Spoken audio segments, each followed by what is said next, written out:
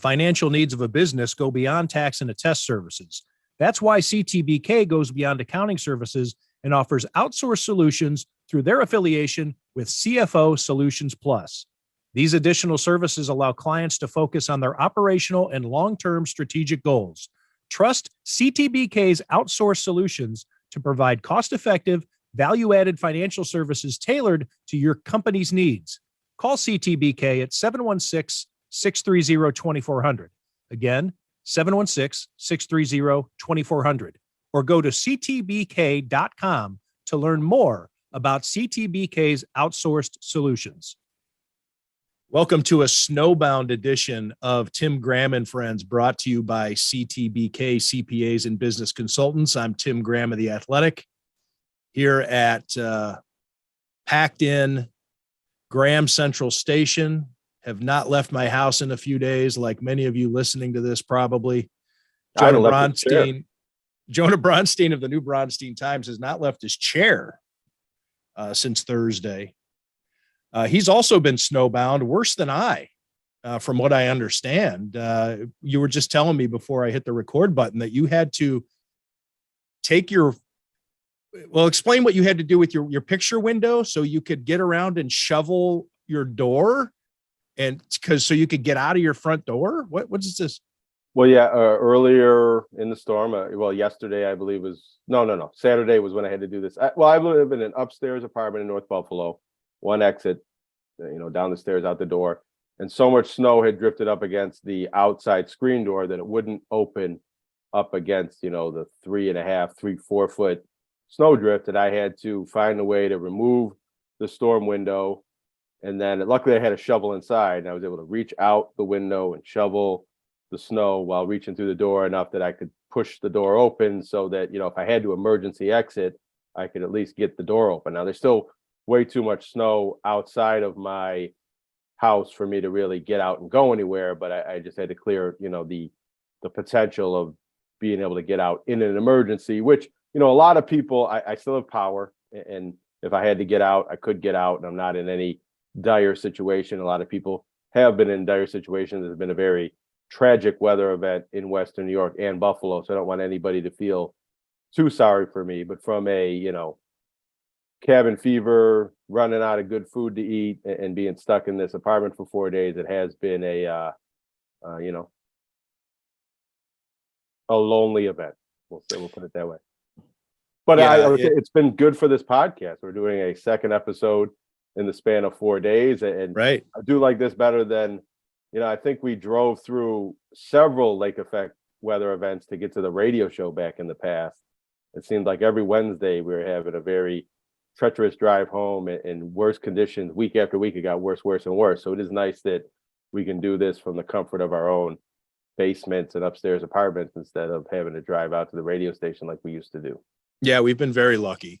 And I don't want to get into too much of our situations, because everybody has a situation. It almost becomes like talking about your fantasy football team, or back in the days when poker was red hot, that bad beat you had in the online game. Everybody's got the story. Nobody gives a fuck at some point.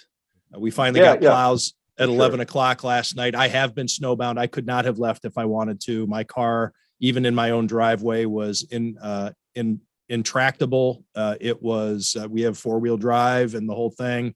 Not a shot, not even a chance of getting it out of the driveway, because the street hadn't been plowed either. You could look out my front window and across the street into my neighbor's yard. It was all one level, because including the street, it was all 3 or 4 feet across for the entire length of the road. And so I don't think I could have gotten any traction at all in my 4-wheel drive to even get moving. Again, we all have these stories to tell, or most of us do. I'm not asking for any sympathy or wanting anything like that, but I do think these stories kind of underscore how extreme this weather event has been, because every other time it snowed, even when we got 4 or 5 feet, not that long ago, 5-6 weeks ago, these type of things didn't happen. This is a new breed of blizzards and winter storms, at least maybe since 1977, that none of us have seen around here. when Wegmans and Tops are closing on Christmas Eve, it's a BFD. That money being left on the table at one of the busiest shopping times of the year, the busiest shopping time of the year. Sorry, guys, we got to close. We can't take your money. That is how serious this storm was. Yeah, two Sabres games getting postponed, a home game and an away game. I remember going to a game last year that almost nobody could get to, but the game was played. They found ways to get the teams there and the on-ice personnel, and they played the game with virtually nobody in the stands and almost no media there. They didn't postpone the game, and in this case, they postponed 2 games now. Yeah, a lot of people in the community are hurting, a lot of frustration. Almost depending on which report, I've seen 30, I've seen 27, but the numbers expected to climb of dead in Western New York from this storm, whether it be people trapped in their cars, people who were out shoveling and had a cardiac arrest, carbon monoxide poisoning, all that. It's sad. And I know that for those of you who follow this podcast, you probably follow Jonah and I on Twitter. And I've been having some discussions over the past couple of days regarding the contradiction that we're seeing in terms of special treatment given to certain people. And it's just I think it's troubling and something that I think we need to at least to pause and consider. And sometimes, I would say most of the time on Twitter, these conversations get derailed by people who can't understand what I think is a pretty simple concept. And people want to lay on different qualifiers and whatabouts and yeah buts, or just flat out miss the premise. That I do want to break it down a little bit here and have a discussion with you about it, Jonah. And what it centers around is not the Bills players getting home. I don't bemoan the Bills' ability to get home from Chicago, which their game took place on Saturday. They had to wait until Christmas Day to fly back from Chicago into Rochester instead of Buffalo Niagara International Airport in Cheektowaga because that was closed. And then the Bills, apparently, unlike the rest of us who had to abide by the travel bans that were in place throughout Erie County and interstate closures and state highway closures, were able to bus from Rochester to the airport in Cheektowaga, get in their cars and go home, most of them to the South towns, all under a travel ban, while the rest of us were stuck at home and being threatened by the county executive of being fined, threats of employers for making their people go out in travel bans. You cannot go to work unless you are an essential employee. You can't tell your people they have to come to work, all these other things, whether you live in a travel area or your job or the place you're going is in a travel ban area. So anyway, I want to state that I don't bemoan the Bills for getting home. I'm glad they got home. What I do bemoan are 2 major points. Number one, it is Mark Poloncarz, the Erie County executive, getting pissy with people on Christmas Eve, with Western New Yorkers, with his constituents, about going out on the roads that he couldn't fathom. And I know some of his tweets have been deleted. From what I understand, they don't exist anymore, in which he was scolding and mocking Western New Yorkers for thinking that they can go out on these roads and they're getting stuck, and pretty much shaming them into saying, you're paraphrasing here, but calling them dumb for going out in these conditions. Can't even fathom why people would try it on Christmas Eve. People who have loved ones who are sick and elderly and infirmed, or you just want to see grandma because you hadn't, and this is the time you plan to see grandma and take the grandkids to go see grandma on Christmas. People who are alone, people who have no human contact, and this is when they go out and do it. People who are just lonely. And the county executive. just Could have can't been going fathom it. out. Let me just, I don't know. Okay. I know I'm supposed to concisely put this. Let me put it in a bow and then we can dissect it. And it was also just a month removed from the Buffalo Bills glorifying how they, with the help of the county, were able to get past all those travel bans from a month ago to get to that game in Detroit when Sean McDermott wanted to normalize his practice week. He wasn't going to leave early. So instead, we're just going to go ahead and get out, and Squirrel Winter is going to become a folk hero, and we're going to promote this. And look at this cool, badass shit that we did getting out of Buffalo, because we're Buffalo Bills people, and this is what we do here.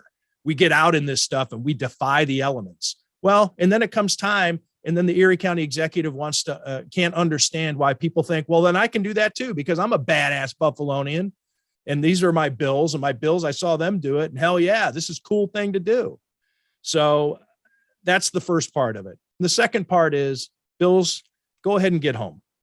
Get home to your families. Do it discreetly. Keep a low profile. Don't rub people's noses in it when you land at the airport, when you are showing yourselves pulling out of Cheektowaga with 4 feet of snow on the roof of your car, and you think it's hilarious. If you're gonna skirt the laws to get home, do it quietly.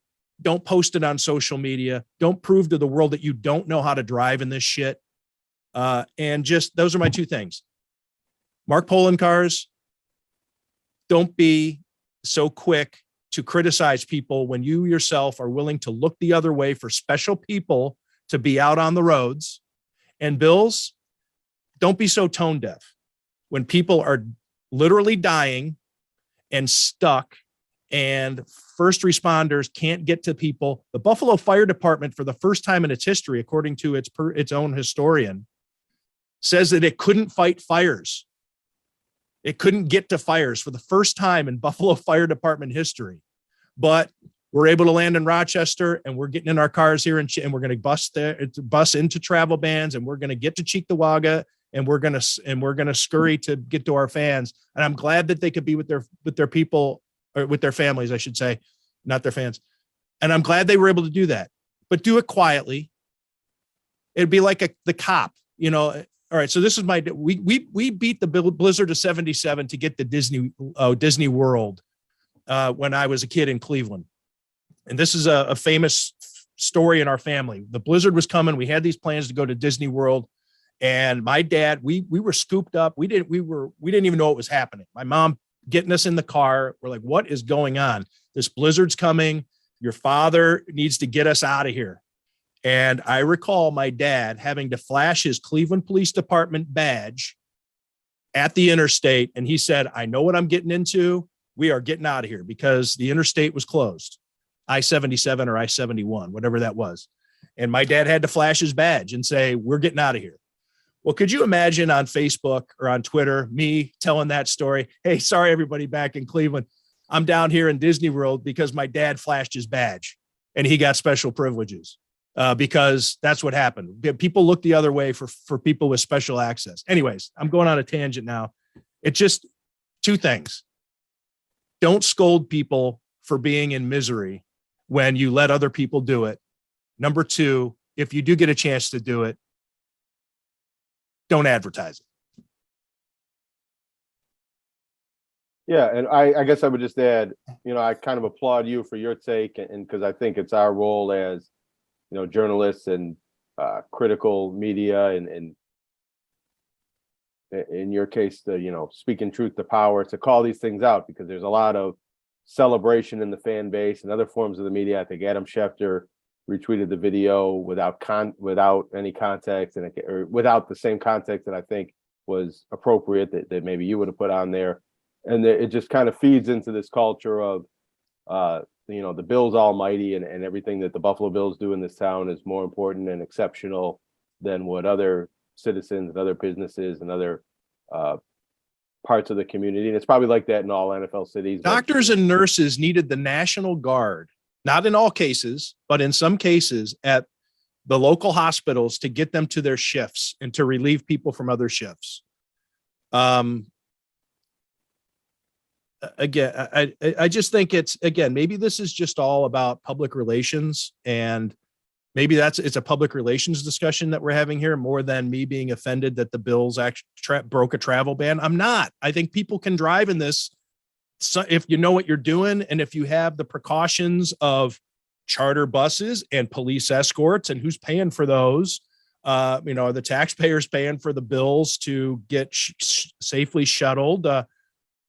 That parking lot in Cheektowaga looked like it was cleaned down to the asphalt pretty well at a time when the airport was supposedly closed. Who did that? I mean, what resources were diverted? What front loaders were used to get these Bills players out? I don't know. I'm just asking. But these are the questions that happen when you see the videos. You're going to post a video of it. Oh, look at that. Look at that. Well, I'm, or me, and I'm just saying me, we're lucky. I didn't lose my power. But imagine you're thumbing through Twitter as some people who they've been doing. You lose your power and you're sitting out in your car so you can plug your phone in and run your engine so you can get heat. And you're thumbing through social media and you get to see Mark Poloncarz telling you're an idiot for being out in this weather. And then here are the Bills reveling in it. And they think it's hilarious, listening to the players laughing in the background, taking the video of getting off the plane, and the fans in Rochester. They weren't under travel ban, by the way, in Rochester, but just like the worship of come and get what you need, guys. And the guys saying, I am going to take what I need. It is, I don't know. Again, it's, I agree with you. And I also agree not to necessarily bemoan the Bills and the players. I think, people are going to. I would have done the same thing if I were on the team. I would have tried to get home to my family. I would have said, fuck this. And unless the coach is going to fine me for leaving this group, I'm going to get and I'm going to try it. Because I have four-wheel drive and I have this big truck, because a lot of these guys have vehicles that can somewhat handle it, but fire trucks were getting stuck. I don't think that whatever, the richest Bills players are driving, whatever pickup trucks they're in, are more powerful than a fire engine. The National Guard there was it was kind of comical. The Hamburg Police Department had SWAT vehicles, which I thought was kind of funny, but it looked like it was finally being put to use, pulling heavy equipment, heavy vehicles. Plows were getting stuck. Anyways, I'm getting worked up here, but it's just the silliness of the optics. How can you be so tone deaf? I think that is what I marvel at. It's not that they would break the law.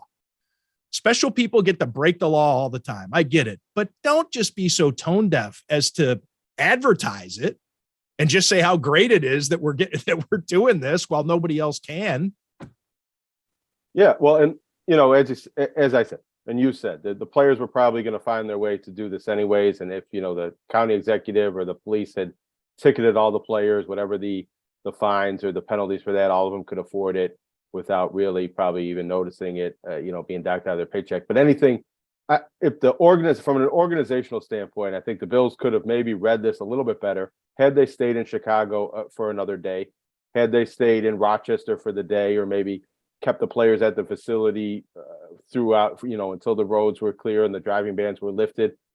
They could have set an example. They could have put out some PSAs. There could have been some, social media videos from prominent players telling people not to go out in this weather, to stay home, that, hey, we're the Buffalo Bills and we're staying in Rochester, we're staying in Chicago. It would have been, a tough personal situation for all these players and members of the team to not be able to get home for Christmas and be with their It would have been an admirable organizational message to send to an entire region that is confused, frustrated, and hurting. That we are doing this. We have the means to get home. We are wealthy enough to get home, but we're choosing not to because we know that you can't go see your loved ones. We know that you're stuck at home. We know that EMS cannot make it down your street. And if there is a medical emergency, you're stuck. I saw that one of the most common refrains when I mentioned some of this on Twitter about, hey, let's maybe, rethink this the next time around and be a little smarter about it. Well, the general response is, well, what do you want the Bills to do? They were just trying to get home. No shit. Same as everyone else. That's the whole point.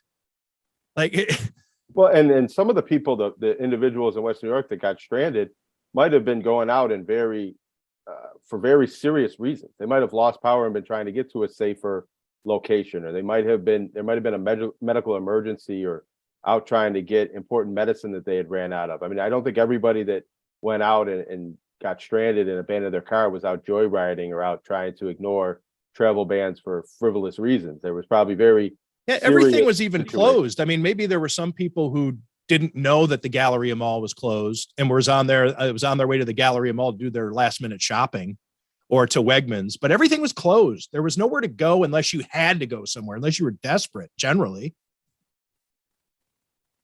And it's a pattern. I mean, you mentioned 2 weeks ago, or however, 5 weeks ago, the game before Thanksgiving, how, there was the players were dug out and moving in a travel ban to get to that game. There was also a game last week when we didn't get quite as much snow before and during the game as was forecasted, but after the game, there was a lot of snow.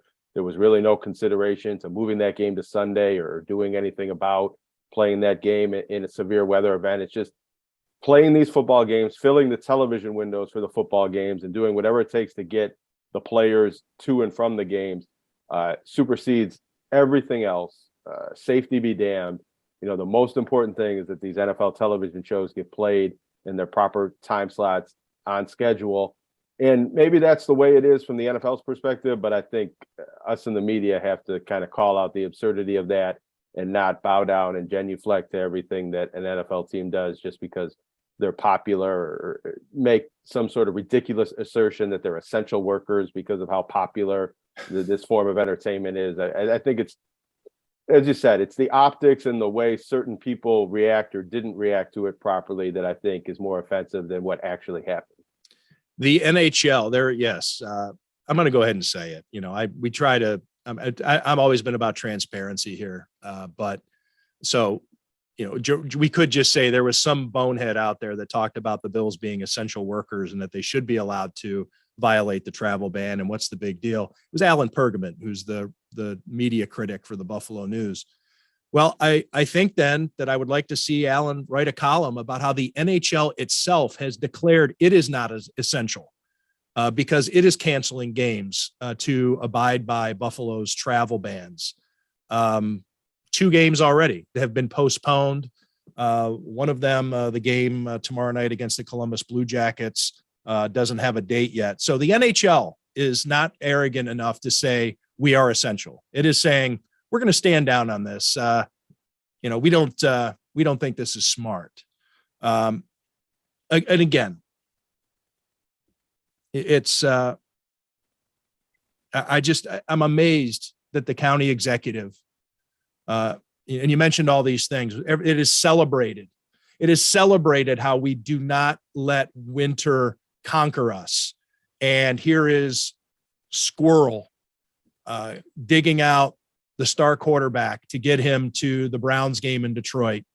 And look at all these things that we do. And then the county executive just to be so absent-minded as to then wonder out loud, why would people think they could be out in this? Why wouldn't they? The messaging in this area has been, you are indefatigable. You cannot be pushed down by this snow. And look at all your heroes who come out. Look at how heroic it is to overcome this. They're all out there in it.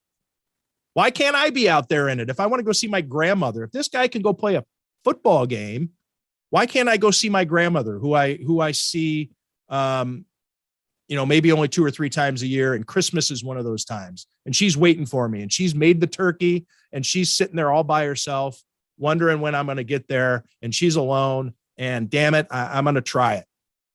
Oh my God. What a moron that guy must have been to try to get to his grandmother on Christmas Eve.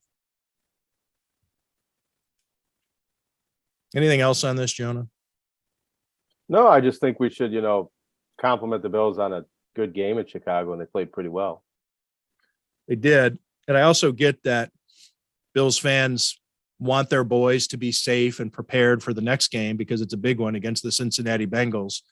Although I do think that trying to be prepared to the T and normalize your week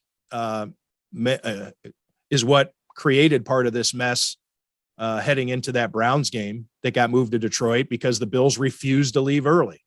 And that's what forced them to end up breaking all the travel bans and needing special help and from the county and from the sheriff's department to get these guys out. And you had Sean McDermott picking up players even with a camera. There were cameras all around. The team camera people were able to get out too and film all this shit. They were able to get out there and to pick up all these players and get them to Detroit for that Browns game.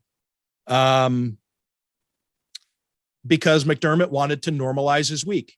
He wanted to leave on the day that they normally leave. So anyways, I don't think that getting there, and then they go and they beat the hell out of the Browns anyway, just like the Bills beat the hell out of the Jets all those years earlier when Doug Marrone was the coach and they didn't practice, just like the Tennessee Titans beat the hell out of the Bills after not practicing for a week and a half. Hell, just like Jeff Saturday won his first game as an NFL coach despite having 3 days of practice, but you got to the routine is sacrosanct. You got to mind that routine. And so we got to get those Bills home so they can prepare for a game that is on Monday night anyway. And you got an extra day for it, but we got to get them home so they can be there and get ready. All that said, it is a big game, Jonah, a potential playoff preview against Joe Burrow and the red hot Cincinnati Bengals, who've won 7 in a row, who seem to have fixed their line problems from when we watched them together in very colorful circumstance early in the season, be totally dominated along their offensive line. They figured that out. The Bills have what I consider a little bit of a tag team aspect. Von Miller tapped out, Tre'Davious White tapping in, and the Bills pass rush losing a little bit, but it's pass coverage gaining a little bit against a team in which has 3 of the most dangerous receivers on one team in the entire league. So there is a lot of football to talk about, although I do think that getting that extra day in your bed is a little overrated, just to kind of mesh the previous angle into where we're headed now, talking about the Bills. Absolutely. So, big game. I guess we'll talk about that later. We'll have another podcast later in the week. University of Buffalo football, they also got out of town on Thursday for their bowl game. Jonah, and Mo Linguist, he had to worry about his wife delivering a child with all of this going on. Well, yeah. So Mo Linguist was in town. I believe the child was born on Thursday.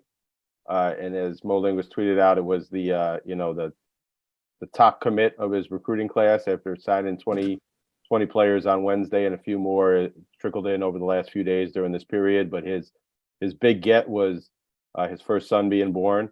That happened on Thursday. Then the team left Thursday night down to Montgomery, Alabama, preparing for the Camellia Bowl. And he had tweeted today that he had some neighbors that helped shovel out his driveway and I believe, picked his wife up at the hospital and helped her get home with the newborn baby. So, maybe I can draw a distinction there, I think, between, what I thought was a little bit unbecoming of, having the neighbors dig Josh Allen out and not, or really any of the Bills players. I think this is a little different when you're talking about a pregnant woman whose husband's off working in another state. But, there are cases where, it is noble and city of brotherly lovery. That didn't come out the way I thought it would, but Buffalonian and Western New York style for us to help our neighbors, and especially in these snow events. But for more important situations than making sure the football players get to the football game on time is not really the most important thing. And I guess kudos to UB for reading the situation a little bit better and getting on the plane and getting out of town. Although they left, I think, the same night that the Bills did, but they didn't have to violate travel bans or break any rules, and I don't think they would have been allowed to. I don't know if a college team would have been. Yeah, are they afforded the same benefit because their ratings aren't as big?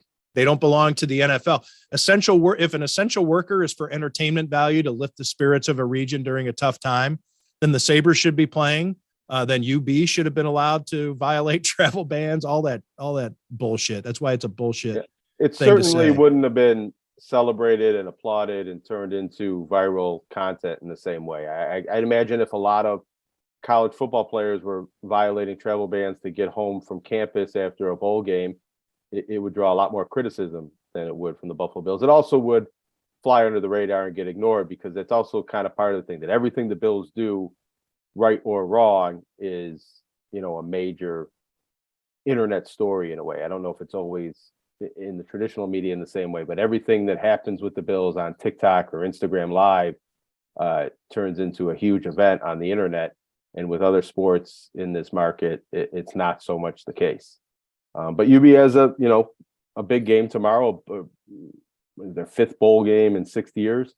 And, it's the bowl game they most recently played in, which they had won with a quarterback, Kyle Van Treese. And now they're playing against that quarterback, Kyle Van Treese. And I think that's a bit of a notable storyline there in the sense that Kyle Van Treese transferred out of UB because I'm not so sure he thought he was still going to be the starter, even though he had been a very effective player, a very winning quarterback for this team over the years. But with a new coaching staff and his game was a very good, turnover-free game manager style with a Buffalo team that ran the ball a lot, but he never threw for a lot of yards. Then he goes to, Georgia Southern, and he's fifth in the country in passing yards, and probably, I don't know, I mean, he's raised his NFL prospects.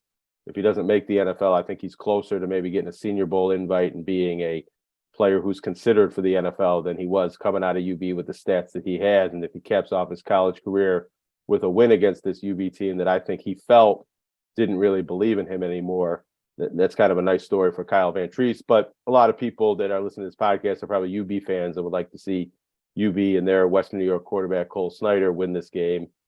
And it's an interesting matchup. 2 6-6 teams. Both of them have won this bowl game before, and we'll see what happens. At noon. What is it? I want to say tomorrow, but what day of the week is it? I'm forgetting. Tuesday, noon Tuesday. ESPN. Yeah, let me just double check. Yeah, it is on Tuesday. ESPN. Well, of course, we're recording this after midnight, so it is later today. This will be posted. Let's just say Tuesday. Sure. So that way, we don't have to worry about saying today or tomorrow. You want me to say Tuesday so you can punch that in on the edit machine? Yeah. No, I think another storyline going on with a lot of teams around the country, but definitely UB, is players transferring out, players opting out of bowl games. UB safety Jamin Muse, who had transferred in from Boston College, he's not going to play in this game Tuesday. And so, UB is not going out there with its best version of its starting lineup or depth chart. They have players that are on the first team on the depth chart. They haven't played all season. They're going to play in this bowl game on Tuesday. So it'll be an interesting matchup, but it's not necessarily how it used to be with bowl games where, it was the best of the best going up against each other, the best players. Now it's sort of it's the best you can get on the field. UB has had 3 quarterbacks enter the transfer portal in the last 2 weeks. One of them, Matt Myers, has already picked his next location down at UT Martin, and they're going to have a walk-on as the backup quarterback for this game. So if these two teams had played in the regular season in September, a lot of players would have been on the field that aren't going to be on the field this game. I'm not so sure how that breaks down for Georgia Southern, but I know that's the case with a lot of teams around the country, especially teams that aren't playing in college football playoff games. If you're playing in one of these non-New Year's Day bowl games, you don't always get your best players on the field playing for you. And UB went through this a couple of years ago. Jared Patterson had an injury, probably could have played through that if he really wanted to, but it wasn't in the best interest of his future NFL career to do that, and he didn't play in that game. And UB won without him. And if you happen to be watching this game because you have nowhere to go and you're stuck, and maybe you're not a big college football fan, maybe you just follow the NFL, or you're listening to this podcast as a Sabres fan or whatever. There's all kinds of reasons you could be listening to this podcast and not know much about UB football. Tell the listeners about Damian Jackson. Oh, well, Damian Jackson is he starts at defensive end, and he's also a long snapping prospect. He's not UB's number 1 long snapper, but he's an ex-Navy SEAL. He transferred in from Nebraska. He's 30 years old. I would direct people to John Warrow's AP feature on him. That's if you're looking for a good place to read that, I would suggest wivb.com. And he has an interesting story. And I think beyond that, I would maybe say go read John Warrow's story. But he has an interesting background and an interesting personality. He's only been on this UB team for 1 year, and he's played a lot more lately than he did earlier in the season. But he is an interesting personality, an interesting storyline. I think you'll probably see some kind of television package in the ESPN broadcast associated with that. He's an individual who has turned down media requests all season long and opportunities to write about him until this bowl game. So it's worked out well for the bowl game promotion. And it's because, he's hoping to make it into the NFL as a long snapper. I've never seen him long snap the ball. And I've always wondered about that. I mean, can you watch a guy and be like, that's a professional long snapper? Right. I don't know. Is it the speed? Is it the movement on the ball? Is it the spin rate? I'm not so sure what we're measuring. I think it's the consistency is huge. Yeah. So for a guy that's never done it before or hasn't really been doing it a lot, that's an interesting situation. But he's been a good defensive end when he's played at that point,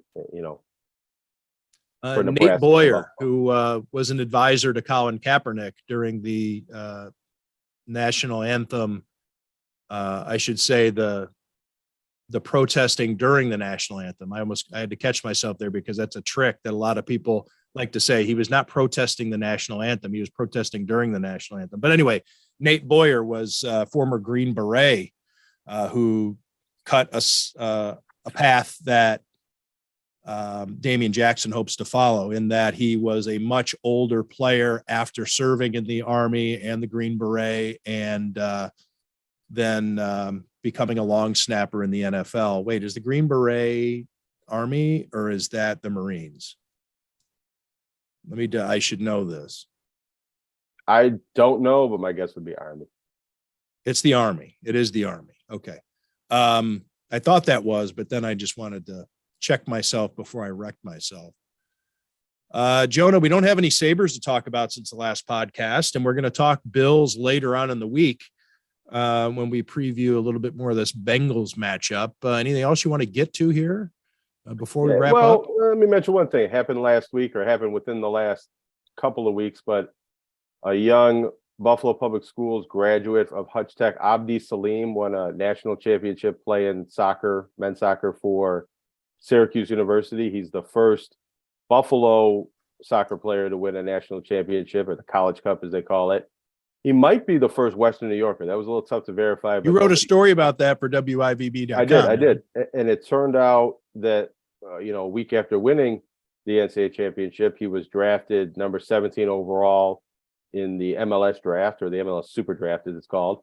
So he's the second Western New Yorker, the first Buffalonian to be drafted, and he was drafted higher than Liam Callahan from Sweet Home a few years back. So he's the highest drafted soccer player from Western New York, and possibly the first Western New Yorker to win an NCAA championship. So it's a nice kind of feather in his cap, and I think kind of a moment for local soccer that somebody from Buffalo, he kind of came up in the Buffalo clubs, the Lackawanna Yemeni club, and I think it's a good feel-good story for any inner city kids, inner city soccer, youth development. He wasn't in the pay-to-play systems, and he worked his way up to a very prominent. He was a Buff State player for a year, transferred from Buff State over to Syracuse, overcame a knee injury, didn't play the past 2 seasons before this one, and then was a starting defender, and now he's going to be an MLS. Did COVID help him out in terms of eligibility?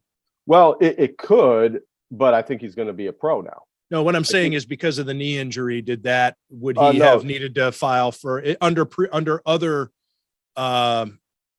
normal circumstances, would he have needed to petition for an extra year?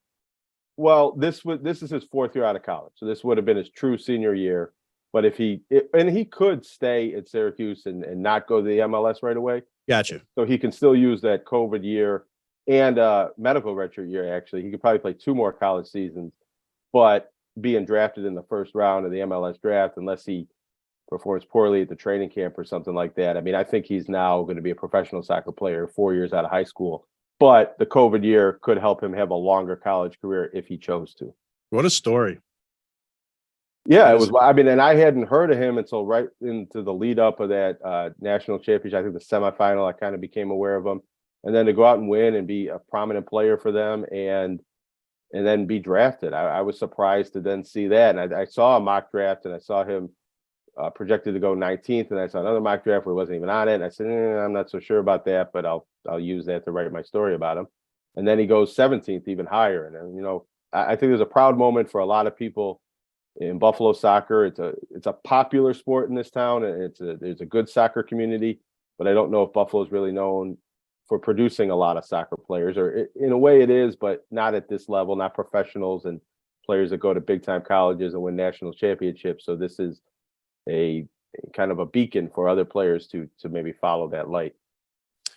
What do you think Buffalo is best at when you're talking about high school sports and producing, you know, whether it be Division I athletes / professionals? Not every sport is professional, so maybe we want to remove that because obviously the NFL and the NBA are the highest profile. But what is Buffalo's best high school sport?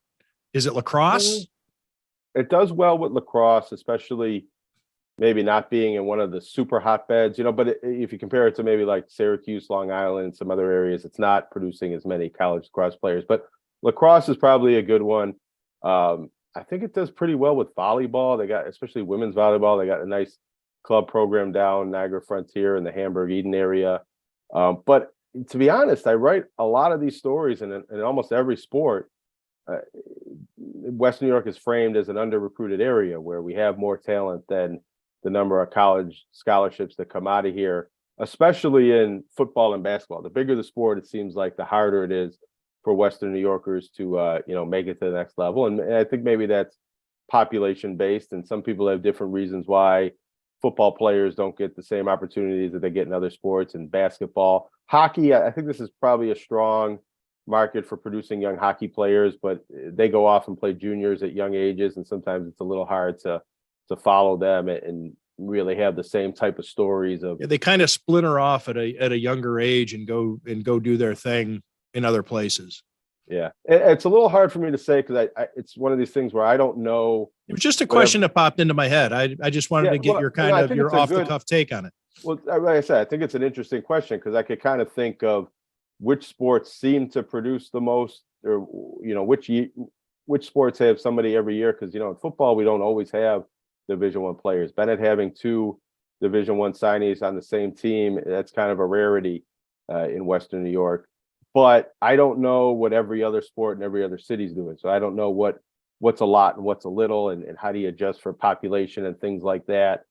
But a lot of these sports, I know like baseball is kind of going through a moment where there's been a lot more players either drafted or going to bigger colleges, or even like the high volume of players that a lot of them come through the Niagara County Community College program and then go off to play college baseball. So that seems to be just anecdotally what I've heard, more and more college baseball players being produced year after year. Soccer, I think on the women's side, there's more, and on the men's side, there's a little bit less of the Division I college soccer players, but a lot of it's just talent. I mean, kids got to be born with the ability to be scholarship athletes in a way, and you can develop the talent and you can get the exposure and the recruiting and things like that. But some of it just comes down to, height and weight and speed and being a Division I body. A lot of these athletes in a lot of sports are very good and very talented and very smart players, but don't have Division I physical attributes. I think in basketball, we have not had very many Division I basketball recruits. We probably had more on the women's side than the men's side lately. And there's a lot of people saying reasons why with the AAU programs and things like that. But really, I think it just comes down to we haven't had, too many Bob Laniers come through the high schools these days. If we had Christian Leitner. Yeah. If we had 6'10" guys that could. There are big ones, though. I mean, the Buffalo does have some big ones. Yeah, well, Greg Oden was born in Buffalo. I mean, sometimes you have these guys and sometimes you don't. Yeah. It's funny, though. That's not when Buffalo does have a basketball recruit, it's a big freaking recruit. I mean, it's a huge deal. Well, I mean, they got Roddy Gales at Ohio State this year. He's a freshman. He's a Niagara Falls native who played his last couple of years at Newport. He's probably one of the best ones we've had in a long time. Jordan Moore is an NBA player, but coming out of high school, wasn't a really highly recruited player. He went to a prep school and then went to Louisville and was a bit of a late bloomer. But most all of the best basketball players in Western New York over the last decade and a half have had to go to a prep school or a junior college or were lightly recruited. It's very rare that we've had kind of blue chip players other than Roddy Gale. The best players have either been mid-major players or even, excellent players that were player of the year and kind of had no scholarships and had to go to prep schools or junior colleges and scrap their way to the Division I ranks. And Jordan Ward is in the NBA, and he's the only one other than Jalen Morris, who was a Division II college player and a late bloomer who made his way into the G League and has played some NBA games. But other than that, those are the only locals playing NBA basketball right now. Glad I asked. Jonah, thanks for this. Thanks to everybody for checking out this podcast. You're probably not doing it shortly after this gets posted online. You're probably doing it at a reasonable hour. But as far as recording this is concerned, this has been an edition of Tim Graham and Friends After Dark, brought to you by CTBK CPAs and Business Consultants. And I thank you all for checking it out. Happy holidays as you're still having them. Stay safe, stay warm, and don't do anything stupid. CTBK is more than just a full-service accounting firm. They are one team with an innovative approach to accounting and rise to each new challenge with collaborative problem-solving skills. CTBK goes above and beyond by lending helping hands in the Buffalo and Niagara communities through volunteer work and donations, and is partnered up with Victory Sports for 2022 to help keep kids in the community active. The professionals at CTBK are determined to help individuals and businesses succeed. Whether a large corporation, a small business, or somewhere in between, call CTBK at 716-630-2400 and see what CTBK's one-team approach can do for you.